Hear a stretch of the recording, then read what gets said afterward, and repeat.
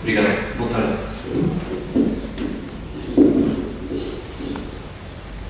Eu queria congratular, em primeiro lugar, por ter ficado à esquerda do Renato, que quis que eu ficasse à esquerda dele. Fiquei no papel do ladrão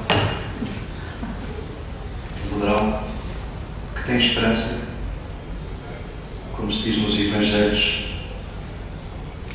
que o Espírito chegue como um ladrão da noite. Portanto, não fico do lado da inconstância, porque ao lado direito do Renato está a constância. E vou tentar ser breve para apresentar somente este livrinho que se chama Sintra, de Raul Lima. A filosofia portuguesa tem muitos rostos. António Carneiro, pintor, foi um deles. Outro dos rostos foi seguramente o Raul Lima na arquitetura e também no pensamento. Isto é uma antologia, um florilégio de escritos do Raul Lima sobre Sintra.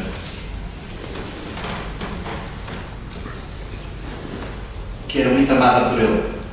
E, portanto, é um livro dedicado, sobretudo, ao tema da natureza, da harmonia do universo. E pensado para a circunstância de abandono do país e da própria paisagem em que estamos. Isto para não existir aqui no tema da política, em que o Pinheiranda nos inteirou de não pequena parte do cenário em que nos encontramos. Dia 3 e dia 4 de abril inicia-se um colóquio de 4 estações, segundo as estações do ano, portanto é um 4 das 4 estações, dedicado a Raul Lima, que vai decorrer em Sintra e que visa repensar Portugal, o nosso território e o próprio pensamento do arquiteto Raul Lima. E todos que queiram vir são bem-vindos. É gracioso o colóquio, vai ter umas boas participações. As primeiras sessões são a 3 e 4 de abril no Palácio de Setiais.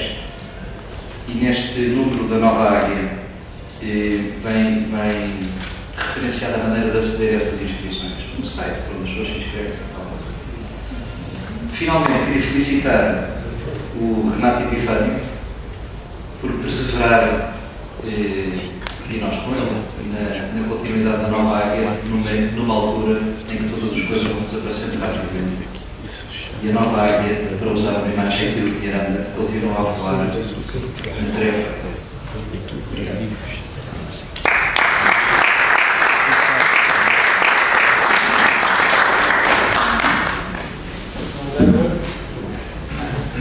Boa tarde. Eu também quero reiterar o agradecimento, neste caso o agradecimento pela tua perseverança, não quero comemorar, mas quero agradecer porque a tua perseverança é também muito forte, tão forte que é capaz de, com a água, não é? De ter tanto, a pedra que se torna bom. E isso é um exemplo, esta já longeva a Nova Águia, acho que é um sinal muito bem. A minha vinda aqui foi por sugestão do Renato também, para apresentar os livros que são os meus dois últimos publicações em formato de livro, que foram participadas também, se não fosse, digamos, o apoio do Mínimo de Nova Águia, não teria sido possível fazer a edição que foi feita, uma edição curtinha, mas aquela que é necessária para chegar às pessoas a quem deve chegar. E os últimos livros são um intitulado Longe da Saudade, são duas revisitações de dois dos grandes mitos portugueses, ou dois mitos portugueses, mais dois. De vez em quando faço incursões pelos mitos, já explicarei porquê, mitos portugueses. E um dos livros é sobre o Anjo da Saudade, isto é, sobre o anjo custódio de Portugal, que é uma coisa que raramente hoje se fala. Presume-se até que não existem, mas há matéria suficiente para podermos recuperá-lo e, sobretudo, relembrá-lo. Mas o livro que eu gostava de sublinhar com maior intensidade não é esse. é um outro livro que revisita o mito sebástico. Eu não digo sebastianista, porque sebastianismo é um diminutivo, é um mito sebástico. E o mito sebástico é um mito que, como outros mitos portugueses, mitos radicais portugueses, tem sido lido, deslido e deslido de forma assustadora. E isto porquê? Quanto a mim, porque os mitos portugueses passaram pelo crivo primeiro do positivismo e depois do romantismo e depois do positivismo. E depois de drenados da sua energia primeira, da sua energia vital, que os tornava mitos e que fazia deles algo, fazia deles uma moção efetiva, passaram a ser apenas efeitos do decadentismo, passaram a ser objetos de decadência portuguesa e da exaltação da decadência portuguesa. E é exatamente aí, nesse ponto, que eu não me encontro com a atitude vulgar, normal, da abordagem da matéria sebástica. É preciso recuar, é preciso remontar às origens, é preciso ir até às fontes, e as fontes não são aquelas que habitualmente nos fornecem. Padre António Vieira é uma fonte do sebastianismo, Padre António Vieira é uma fonte do anti-sebastianismo. E as fontes do sebastianismo não são sequer aquelas que nos apresentam habitualmente as obras sobre o assunto. Como poderão ver neste livro, onde eu abordo a questão da escatologia sebástica sob o ponto de vista das fontes exatas, não aquelas que eu inventei para poder sustentar a questão, porque é isso que se passa na maioria dos livros sobre esta matéria. São fontes suspeitas, presumidas, mas não há nunca nada a partir do qual se possa sair e partir para uma aventura, para uma viagem pelo mito. E aquilo que eu tenho de fazer aqui é exatamente remontar às fontes e tentar perceber quais são efetivamente os textos e as origens deles que permitem, ou que nos permitem, revisitar este mito e entendê-lo. Porque o problema é que este mito é um dos menos compreendidos, ou pior compreendidos de todos os mitos portugueses. A origem disto, é-me imputada muitas vezes a ideia de que eu sou um historiador de mitos. Não, eu sou, pelo contrário, um fortalecedor dos mitos, desta maneira. Exatamente, desligando o aspecto, ou pelo menos a visão decadentista deles, que é aquela que permanece mais firme e mais presente. Remontar às origens para mostrar que, para além do decadentismo, para além daquilo que é a visão romântica e positivista, há uma outra que é a vida perene e aquela que nos interessa abordar, que nos interessa explorar. Bem, eu cheguei à conclusão, e poderão ver por este livro, que realmente as fontes do sebastianismo são, tal como outras fontes noutras áreas do nosso pensamento e da nossa cultura, são fontes completamente adversas, e este adverso é sublinhado, são adversas àquilo que é o senso comum. A matéria sebástica tem na sua origem uma escatologia de origem bizantina. E o texto em causa, o texto base, é um texto muito conhecido na Península Ibérica, que foi, desde pelo menos o século VII, conhecido na Península Ibérica, porque é preciso sublinhar que o cristianismo que chegou à Península Ibérica, em primeiro lugar, foi o bizantino, não foi o romano. O romano chega depois, e chega sobretudo com a Reconquista. Eu gostava de perguntar a alguém que me saiba dizer que heróis portugueses, necessito um só, heróis portugueses, aqueles das cavalarias, os heróis portugueses genuínos, que seja oriundo, que tenha vindo de Roma. Não há um único. Mas se nós formos analisar qual é a sua procedência, qual é a sua origem, até o pai de Afonso Henriques é procedente de Bizâncio. E, portanto, nós temos que reavaliar tudo isto de uma maneira muito límpida, muito clara e sem preconceitos. E eu descobri que o texto básico para a compreensão do sebastianismo é um texto que já, também ele, foi usado para exaltar um outro Sebastião, grego, chamado Alexandre, o Magno, e que, digamos que o Sebastião apenas fez, o que ele fez foi, aliás, não foi o primeiro em Portugal, o Sebastião foi de uma série de epígonos desta ideia, começando por, pasmem talvez, por Afonso IV, operado por Dom João I, o de boa memória, por Dom Afonso V, o africano. Antes, Afonso V foi o primeiro a ser declarado e aclamado como El Encubierto. Estranho que não se fala isso. Mas não lhe fala.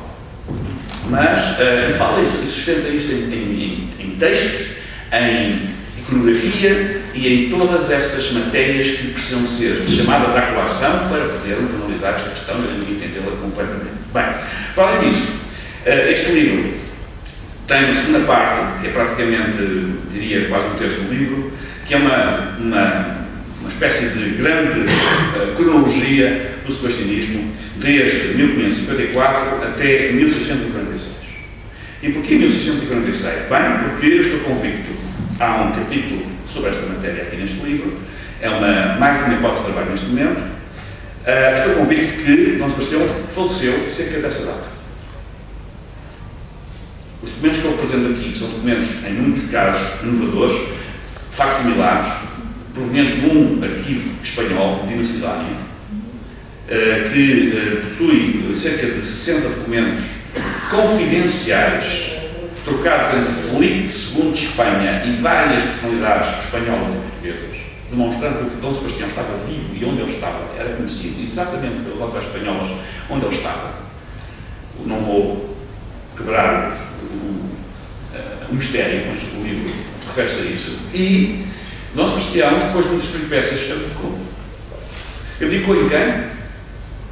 Dom João IV. Dom João IV, em determinado momento, e esse momento foram 6 anos após a restauração do Rio dos Mãe de Dezembro, abdicou também. Porquê? Porque entregou a coroa real portuguesa a Nossa Senhora da Deus. E nesse ato, eu vejo, tal como vejo no documento assinado, chamado Juramento da Imaculada, assinado pelos grandes de Portugal na época, como vejo uma memória e uma aclamação póstuma de Dom Sebastião, como legítimo rei de Portugal. Nessa perspectiva, a monarquia portuguesa não acabou em 1910, a monarquia portuguesa acabou em 1646. Portanto, o nosso interregno, que também é um dos nossos grandes problemas, que não é investigado verdadeiramente, porque na profética nacional fala sempre do interregno, sempre um período entre reinos, entre impérios, como lhe quero chamar. E este nosso interregno já vem em 1696, portanto não foi nem 1910, 5 de outubro, nem 25 de abril de 1974. Já vem mais tarde. E esse interregno enorme é um interregno que está previsto na profética nacional, começando pelo juramento único e noutras fontes proféticas nacionais também. Portanto, se quisermos analisar este assunto, quanto a mim, temos que analisar partindo de premissas novas ou pelo menos renovadas. São novas, pelo menos renovadas. Porque de outra maneira vamos cair sempre naquela coisa morta, cinzenta, cadáver adiado por crime. E o sebastianismo, ou a melhor, a matéria sebástica, não é um cadáver adiado por crime. Porque qualquer mito que seja efetivamente, é vitalizador e não adormecedor. Dizia o indivíduo que eu conheci do Brasil, ano passado, responsável por algumas instituições governamentais em Minas Gerais, e era o problema que ele me estava a colocar, estava a tentar que eu ajudasse a resolver isso. E ele dizia-me: todos os parques naturais que têm um mito associado a si estão naturalmente salvaguardados. Ninguém pratica ações dolosas contra a natureza nesses sítios. Todos os parques naturais que não têm mitos associados a si, temos problemas enormes para resolver. Portanto, o mito, como se pode perceber por aqui, tão simples quanto isto, é algo vitalizador, se efetivamente não for assumido como algo que já morreu, ou como expressão de algo que já morreu. E isso é a visão decadentista do mito sebástico a que nós estamos habituados e que nos vendem diariamente, partindo do pressuposto, porventura, de que Portugal é, digamos que não há esperança, ninguém pode esperar mais nada, não há esperança. E eu sou daqueles que acreditam que existe esperança.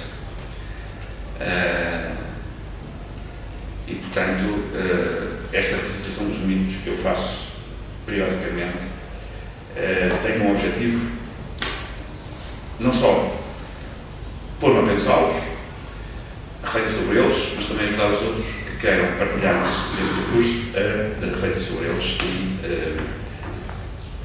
e a criar aquilo que se chama em certo esoterismo uma egrégora que seja exatamente aquilo que uma espécie de nuvem que paira sobre nós e que nos guia no deserto, como a nuvem que guiou os israelitas no deserto, de acordo com o texto do Antigo Testamento. Muito obrigado.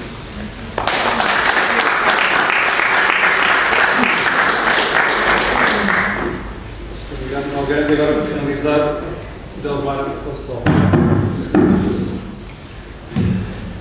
Bem, em primeiro lugar, agradecer ao Renato Epifânio pela oportunidade de partilhar aqui algumas publicações do Círculo de Escritores Moçambicanos na diáspora, de que sou presidente e também faço parte do NIL e sou coordenador para Moçambique. O Círculo de Escritores Moçambicanos é uma organização apartidária e tem dado resposta, sobretudo, enfrentando um problema que, infelizmente, Moçambique neste momento atravessa. Como sabeis, Moçambique neste momento está na pré-primária da tolerância e na escola primária da democracia. E, portanto, nós ainda temos muito a aprender de Portugal, ainda temos muito a aprender do Brasil e espero, obviamente, um dia podermos reunir-nos numa mesa e podermos falar de problemas realmente que são prementes, de questões que interessam e não de coisas que não têm importância e que ainda se debate em Moçambique. Portanto, quando nós fazemos uma publicação a partir de Portugal, daí a importância que Portugal tem para nós em Moçambique. Damos voz a muita gente que não tem voz em Moçambique. Portanto, a oportunidade que tem de publicar para que a sua voz seja ouvida bem mais longe, parte de Portugal. Isso revela a importância que tem uma associação de escritores que está fora do espaço geográfico nacional. Isto não funciona em Moçambique, funciona a partir de Portugal. E dar resposta a escritores moçambicanos que estão a viver nos Estados Unidos, na Suíça, em França, em Itália, em todo o mundo. E, portanto, nós, quando fazemos este trabalho, incluímos toda a gente. Temos uma antologia que se chama Dos Silêncios que Cantamos, reuniu, está aqui inclusivamente um poeta que é o vice-presidente da Liga dos Direitos Humanos de Moçambique. E temos escritores que fazem parte da oposição política ativa em Moçambique, alguns escritores que vivem em Moçambique e outros que vivem fora de Moçambique. O Círculo de Escritores tem uma revista, a Licum, tem ensaios, tem recensões, tem poesia, prosa, ficção, portanto. E nós pedimos normalmente os membros do MIL para escreverem os prefácios. Um prefácio que foi escrito pelo Dr. Renato Epifânio, já tinha sido escrito pelo Rui Martins, que não está aqui presente, e o próximo será escrito pelo Miguel Real, que também não está.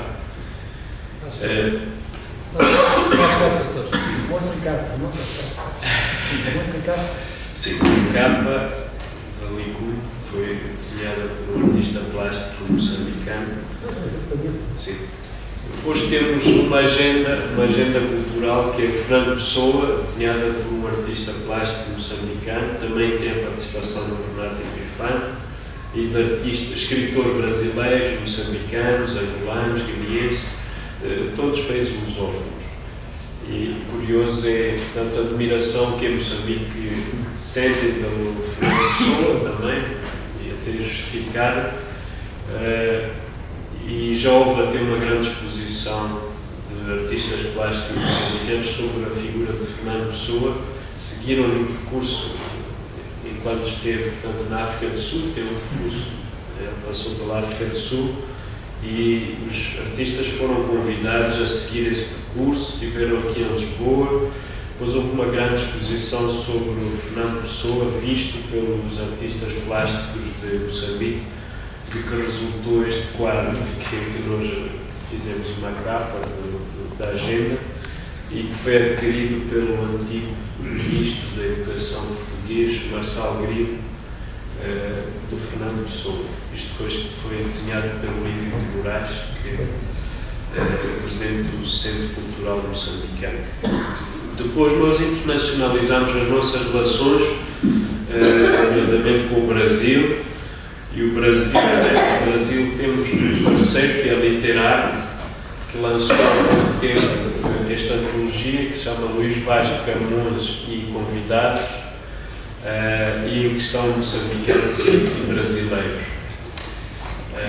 Uma forma de homenagear Luís Vaz de Camões, poeta.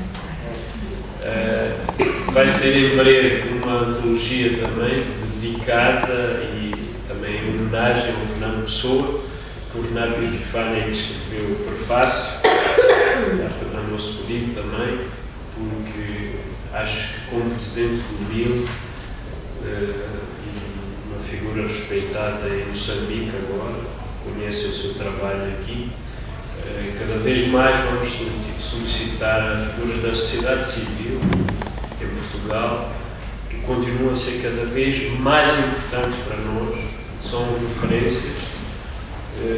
Nós acreditamos nestas figuras da sociedade civil, sobretudo, que vamos acompanhando também a política portuguesa e as referências são cada vez menores. Publicamos uma antologia também que se chama Encontro Lusófono, também uma parceria entre o Círculo de Escritores Moçambicanos e a Literarte Brasil, em que também participam todos os países de língua portuguesa. Assumo que este trabalho vai de encontro um bocadinho aos objetivos do MIL também, que nós, no fundo, damos continuidade no projeto do Círculo de Escritores Moçambicanos. Portanto, fico grato, obviamente, a todos os membros do MIL, em especial ao Dr. Renato Epifânio, pelo trabalho que tem feito e espero que nunca desistam deste projeto, porque nós em Moçambique, como eu disse desde o início, damos muita importância, muito mais importância ao que se passa em Portugal do que muita gente pensa. Há aqui muita gente que pensa que estamos de costas voltadas, quando na verdade em Moçambique a televisão mais vista é a RTP. Portanto, se passam disparates em Moçambique, nós sabemos tudo. E, portanto, havia de haver mais cuidado com isso, não é? Mas não há. E nós seguimos também muitos maus exemplos que partem daqui. Devia haver bons exemplos para nós fazermos algo melhor, que nós precisamos disso. Obrigado.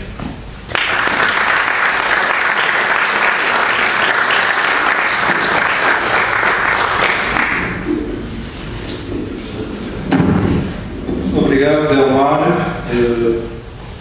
Devo dizer a verdade que a atividade do Delmar já existia, muito antes do MIL existir, e, portanto, o mérito é dele e das pessoas do Círculo de Escritores Moçambicanos. Nós procuramos apenas dar eco e ajudar na medida do possível. Estamos já adiantados na hora, vamos ter que terminar. Gostaria de dizer o seguinte, para os agradecimentos aos presentes e aos membros desta ilustre mesa. Gostaria de dar uma palavra ao editor, que não pode estar presente, mas essa palavra é devida. Uma vez mais estamos aqui porque que o Alexandre Gabriel da Zéfiro fez o seu papel. Gostaria de dizer a respeito da Margarida Santos Carvalho que ela, em vida, idealizou um jogo que me foi apresentado pela filha, um jogo de lusofonia, um jogo muito interessante e que pensamos que tem potencial para ter devida projeção, devida e justa projeção. E esse jogo será apresentado no segundo Congresso da Cidadania Lusófona, no dia 16 de abril. Apesar do programa já ser, enfim, já estar muito cheio, certamente que arranjaremos tempo para que esse jogo seja devidamente apresentado. Como sempre, também, das nossas possibilidades, vamos multiplicar as questões de apresentação por todo o país e, na medida do possível, por todo o espaço da lusofonia. Como há pouco referi, não sei se referi, talvez não tenha referido, mas em final de julho, eu próprio, em princípio, irei apresentar a revista em Cabo Verde.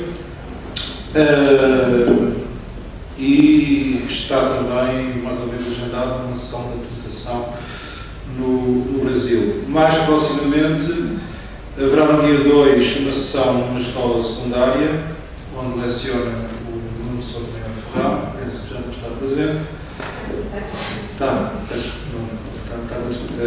E no dia 3 será apresentada na Universidade Católica do Porto, e no dia 4, no âmbito do colóquio sobre o Raulino, no Palácio de Setiais. Essa apresentação será feita pelo Miguel Real, pessoa que acompanha a direção da revista. Era suposto que ele ainda aparecesse a tempo, ele está a chegar, ou chegou há pouco dos Açores, não foi possível tê-lo connosco, infelizmente. Resta-me então agradecer, marcando desde já o encontro com todos vós no dia 16 de abril. Muito obrigado.